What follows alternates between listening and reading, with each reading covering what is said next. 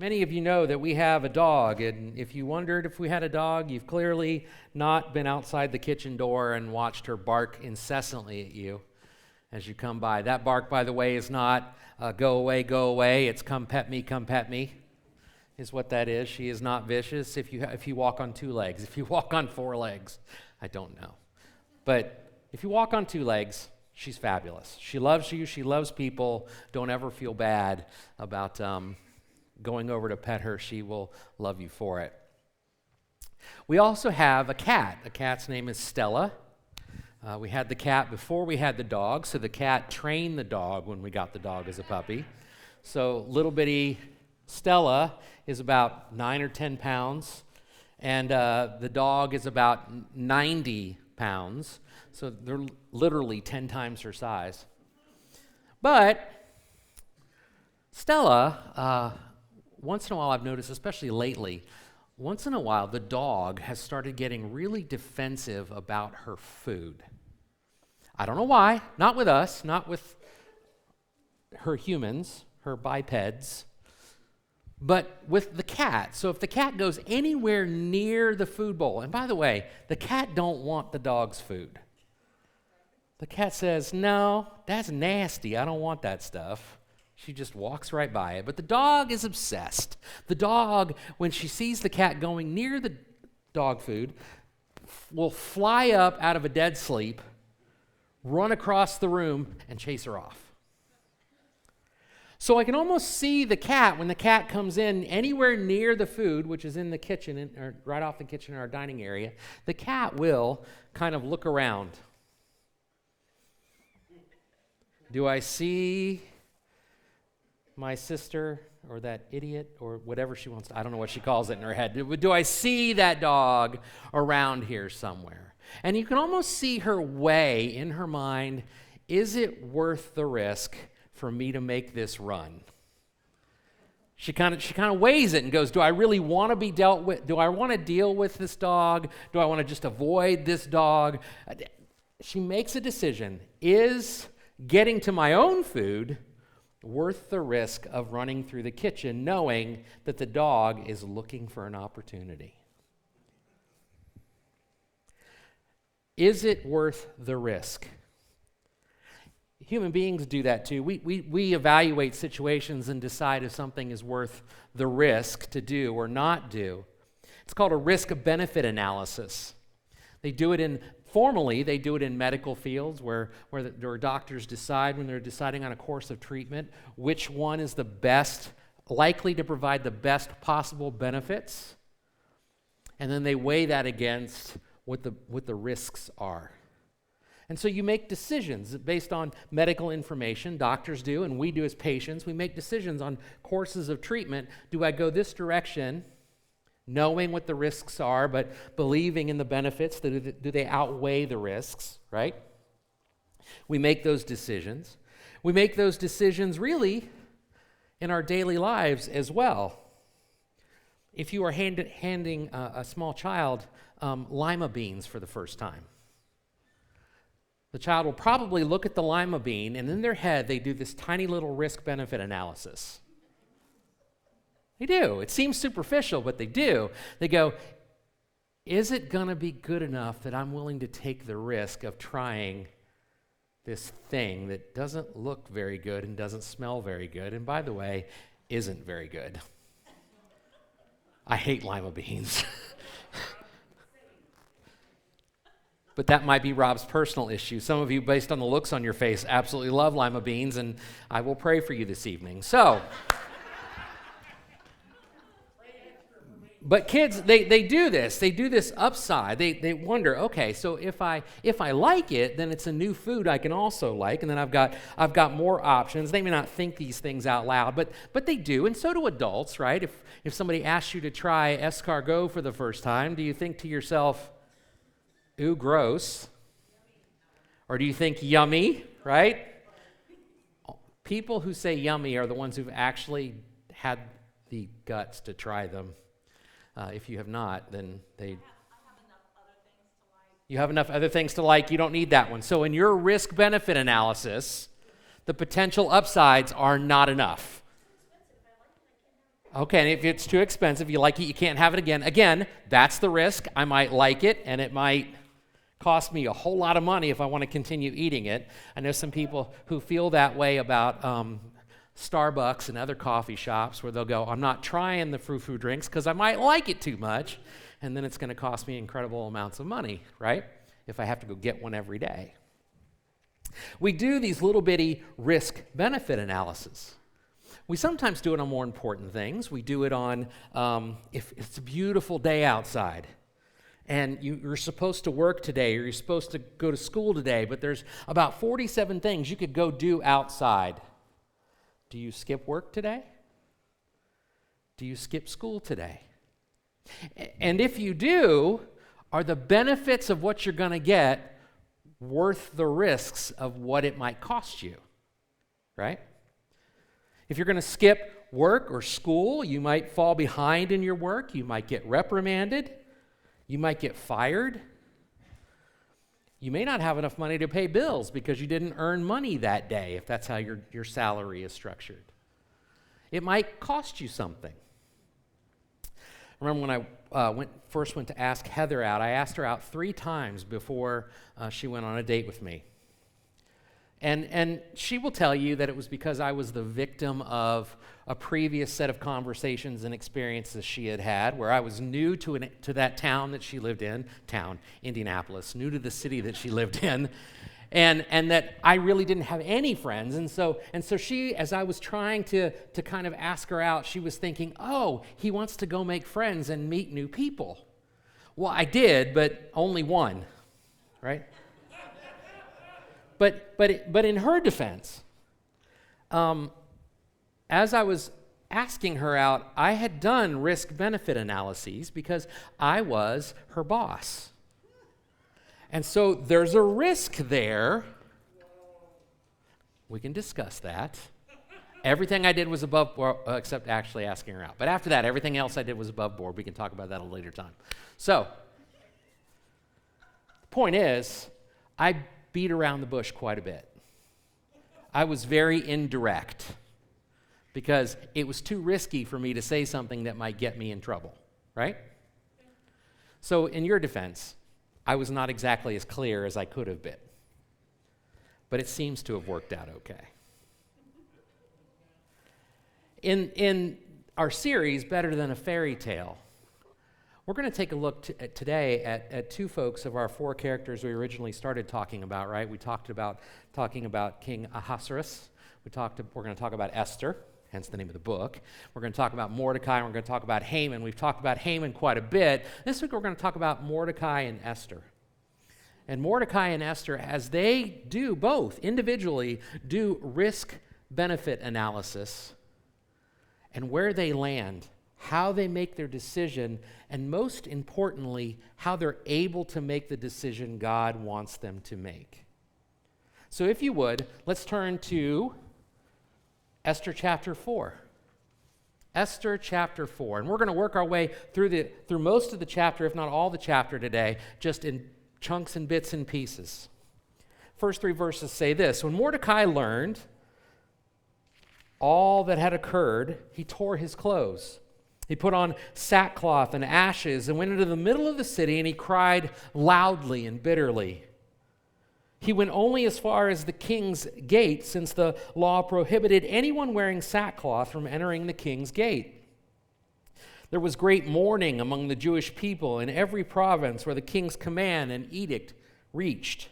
They fasted, they wept, they lamented, and many lay in sackcloth and ashes. What did Mordecai learn? Because he just learned it in the previous chapter, and they just referenced it here. He just learned that there was an edict had been released, had been put forth by Haman, their mortal enemy, right? He had put forth this edict to the king that said, "Can I wipe out every Jew in your kingdom?" And the king had signed off on it and said yes. So that's what had happened, and he knew of the plan. And so appearing at the king's gate as a known Jew in sackcloth and ashes, I would call that a risky behavior, wouldn't you? He could lose quite a bit. He could lose his possessions, he could lose his status, he could lose his very life, he could lose his head. Because Haman, the enemy, knows he is a Jew. That's what started all of this. And so to stand right outside the king's gate, which is the gate to his palace, to stand right outside that, crying with sackcloth, which is a sign of Jewish culture of mourning the death or great despair. To do that is to put his own life at risk. I wonder if I would risk my life for something like that, to stand in front of the king's gate and cry loudly. Well, I guess that would depend on why I was doing it. So let's keep going. In verses 4 through 9, it says, Esther's female servants and her eunuchs came and reported the news to her, and the queen was overcome with fear. She sent clothes for Mordecai to wear, so that he would take off his sackcloth, but he did not accept them. Esther summoned Hathach, one of the king's eunuchs who attended her, and dispatched him to Mordecai to learn what he was doing and why. So Hathach went to Mordecai in the city square in front of the king's gate. Mordecai told him everything that had happened, as well as the exact amount of money Haman had promised to pay the royal treasury for the slaughter of the Jews. Mordecai also gave him a copy of the written decree issued in Susa ordering their destruction, so that Hathach might show it to Esther, explain it to her, and command her to approach the king, implore his favor, and plead with him personally for her people. Hathach came and repeated Mordecai's response to Esther. So at the beginning of this section, we see Esther hearing of what's going on, and she panics. She operates out of fear. It says she is overcome by fear, but I have a question. What is she afraid of? What is she afraid of in verse 4 when she says, huh? I don't think so. Maybe. Listen to this. It seems, if we look at the way this section breaks down, right? It looks like she is afraid. She sends somebody out, and in verse 5 it says this really interesting, dispatched this guy Hathach to Mordecai to learn what he was doing and why. I don't think she knew. I don't think she knew yet. Because in the next 3 verses, we just read them, it says Mordecai said, I'm going to explain all of this to you. And he lays out the prices, the costs, the edict, the impact, all of those things. She hadn't heard them before. She was safe up in her palace as the queen, right? Protected from all of this. She didn't know. So if she didn't know of the king's edict to slaughter all the Jews, what is she afraid of?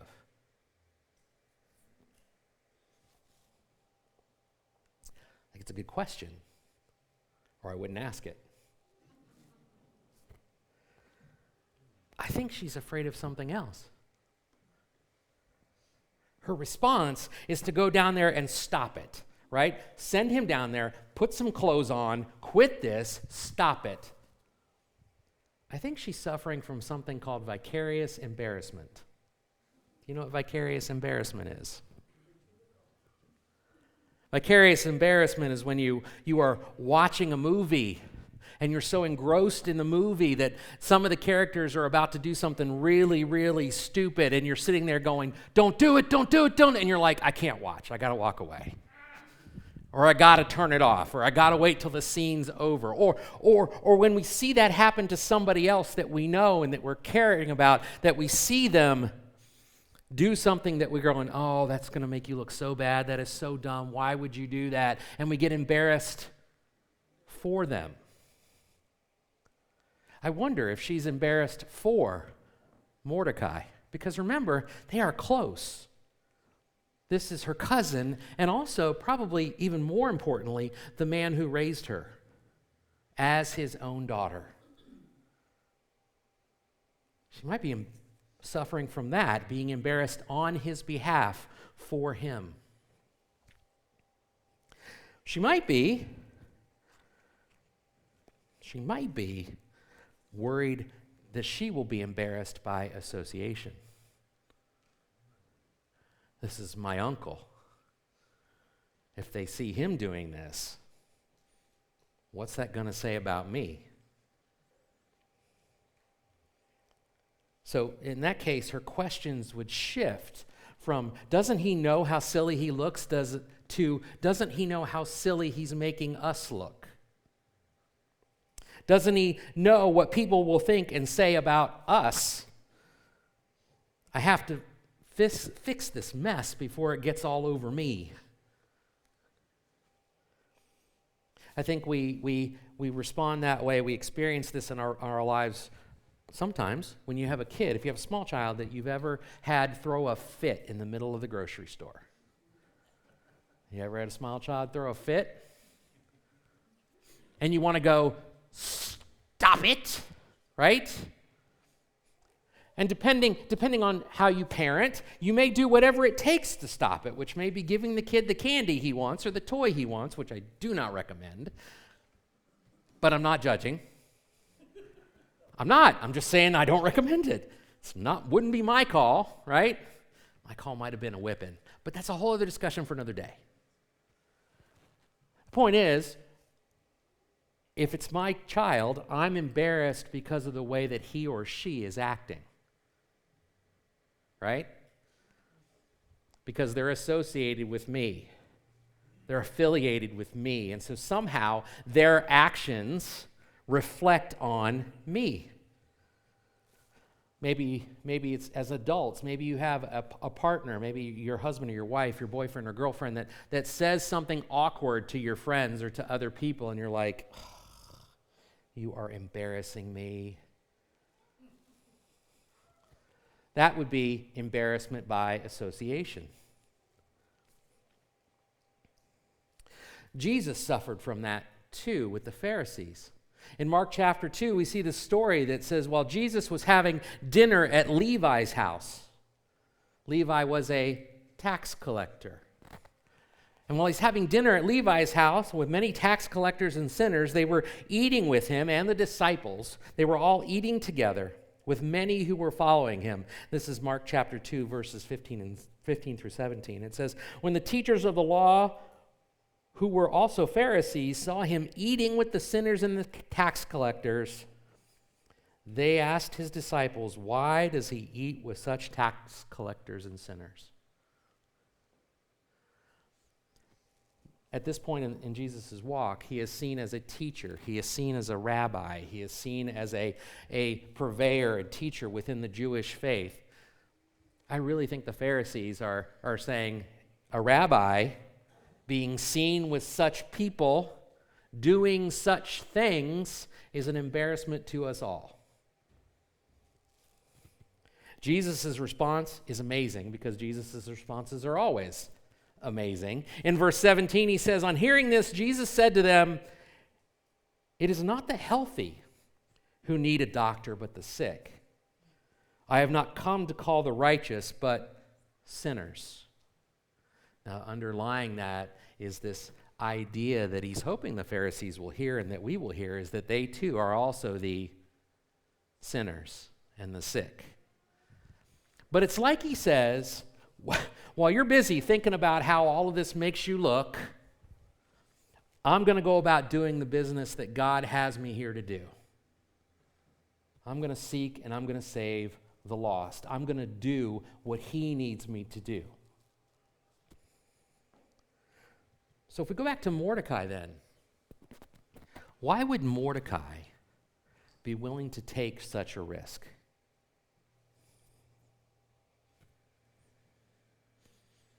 Why would he take a risk? Huh? He's got nothing to lose. Well, he's got his life to lose, right? I mean, if he is a member of the king's court in some ways, and he's at least a lower level member at this point. He eventually, before the book's all said and done, he'll be second in command in the kingdom. But right now, he's at least a lower member of the king's court. He could take all the money he's got and hide. He could stay out of the limelight. He could wait till all of this settles down even and go back into his role, and nobody would think twice about it. He certainly knew, at least in the moment, that Haman has got it out for him. He could have run. Right? That's self-preservation. That's right? When things look bad and you're under threat, you feel like your first inclination might be to skedaddle.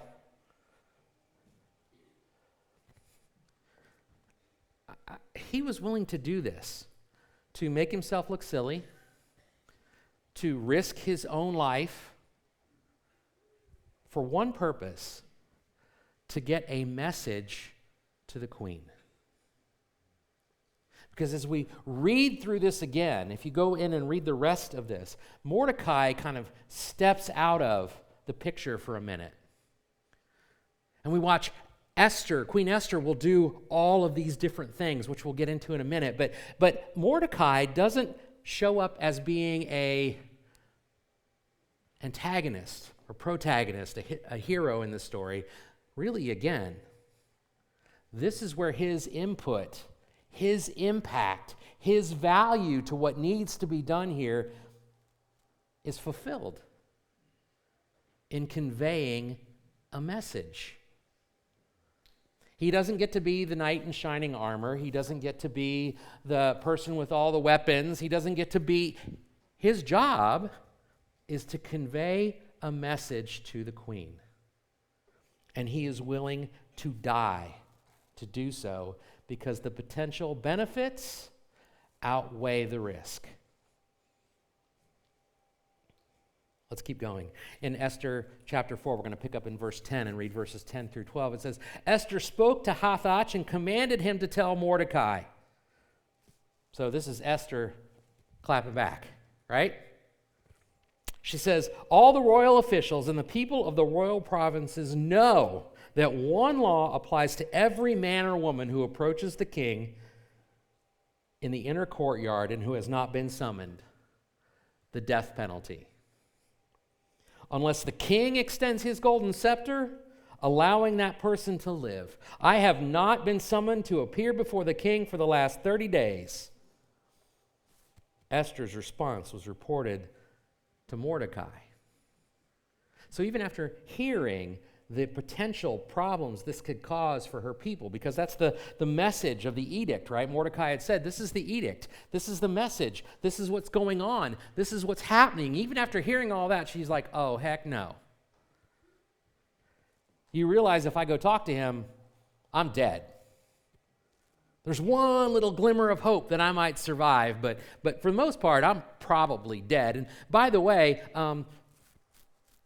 we saw what happens when you disobey the king, the previous queen. We know she done been disappeared. She's gone, never to be heard from again because she disobeyed. I'm not doing that. Do you know what you're asking me to do?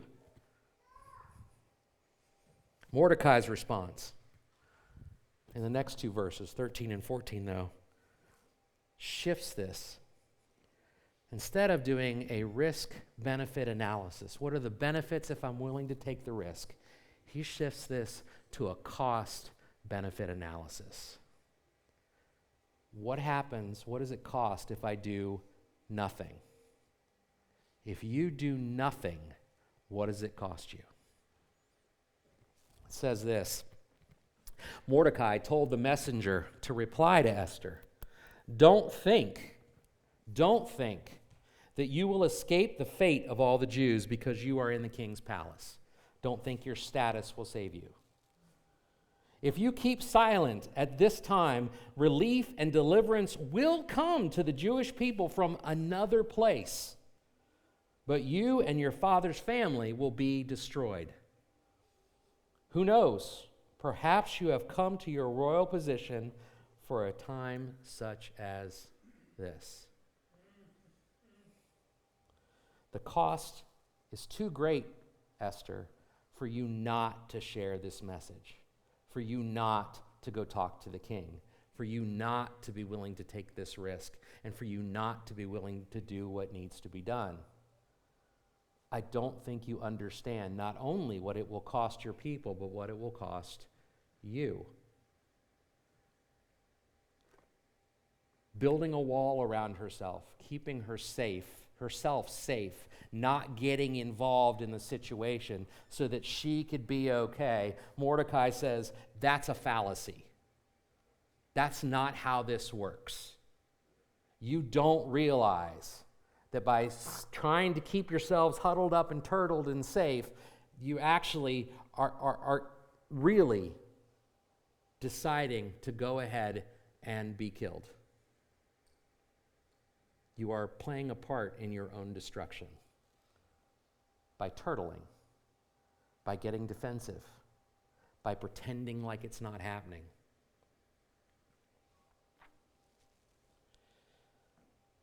He says, look, the Jewish people are going to be exterminated. At least Haman wants to. Maybe everybody you love, maybe everybody in your family. But he also says, that said, God will get his job done no matter what. This is a question for you, Esther. Do you want to be a part of his solution? Or do you want to be destroyed along with everything else?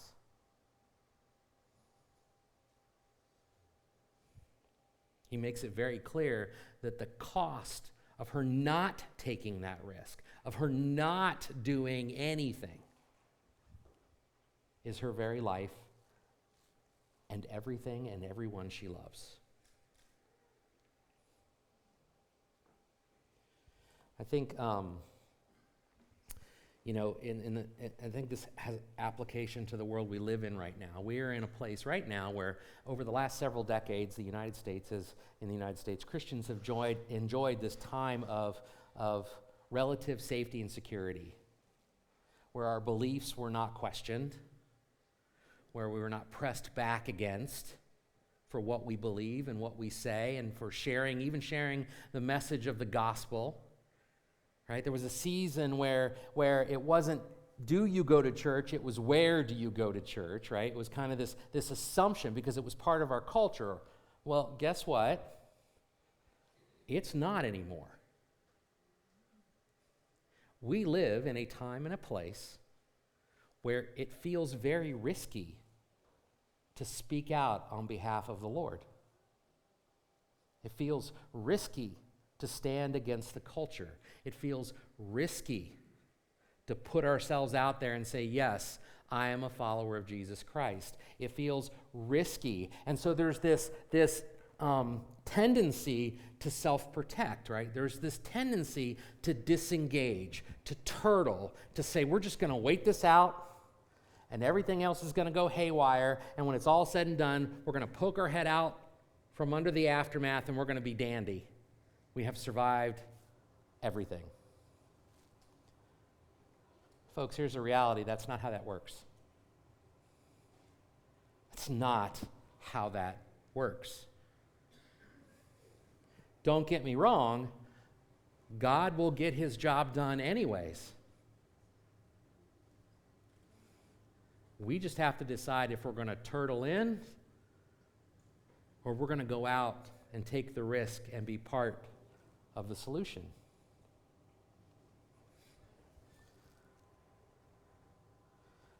I think that we have negated our own witness by being unwilling to take that risk,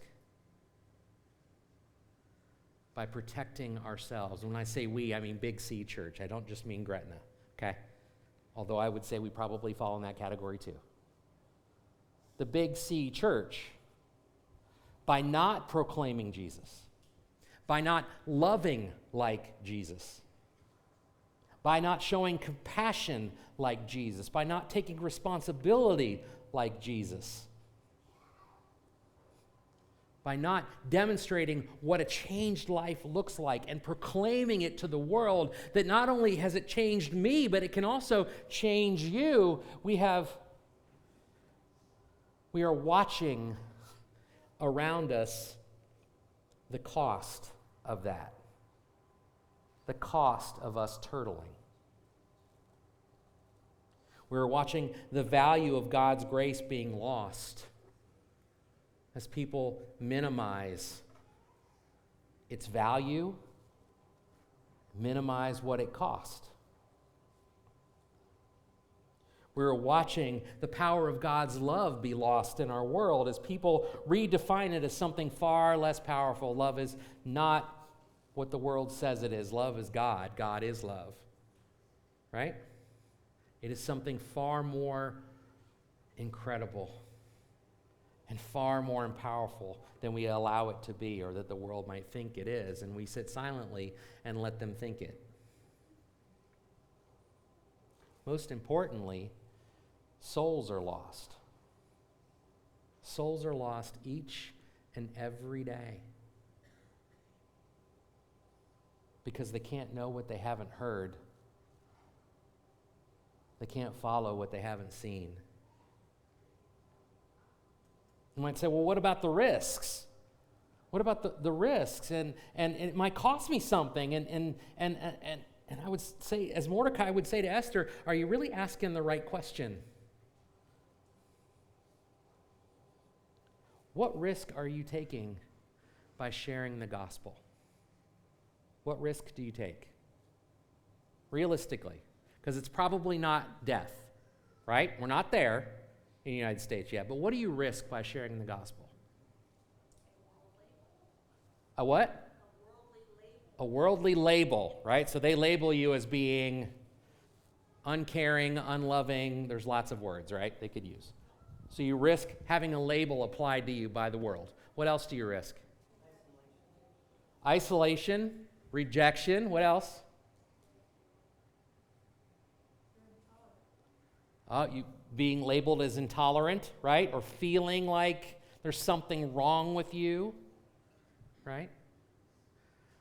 In certain situations, you might be risking your livelihood, right? You might be risking your job by speaking of God. You might be risking your status in life. You might be risking your lifestyle, right? Those are all viable risks and all things that absolutely affect us in our present lives. But that's what I want us to hear. Those are all temporary things. We're risking temporary things. Unless, of course, we don't really believe that God's will is going to be done no matter what. Right?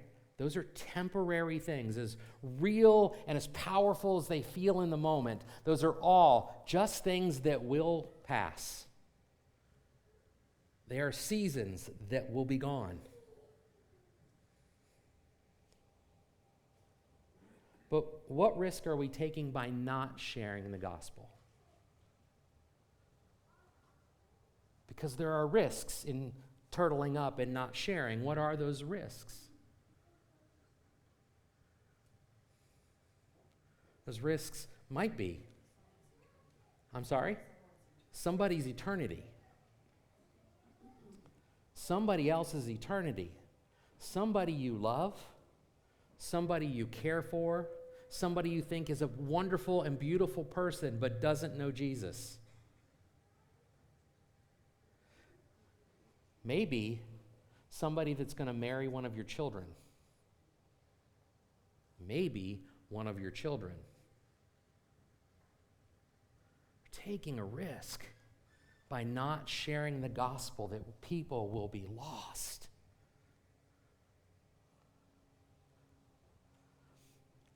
That's a burden I don't want. Because I don't want to have to explain that to God.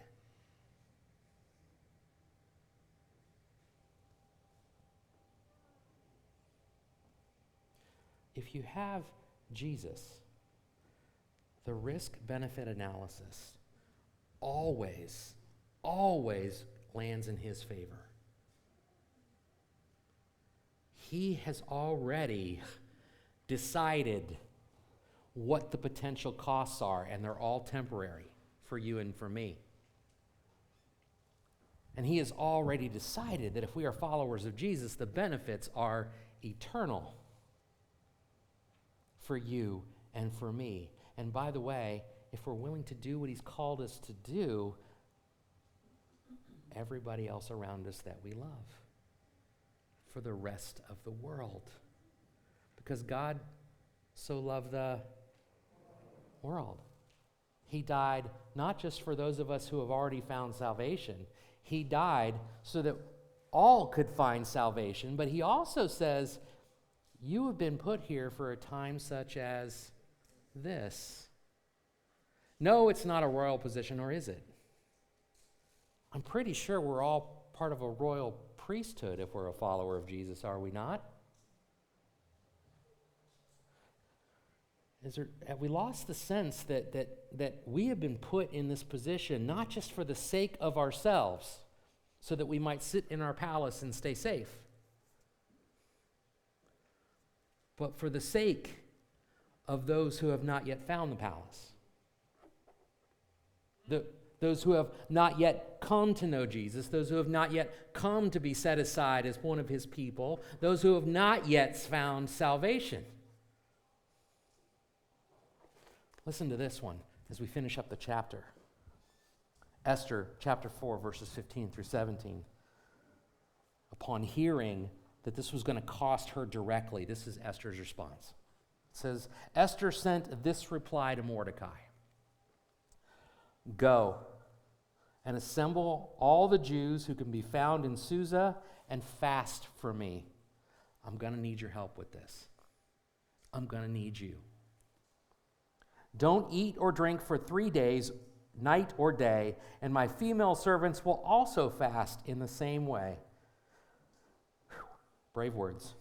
After that, I will go to the king, even if it is against the law. If I perish, I perish.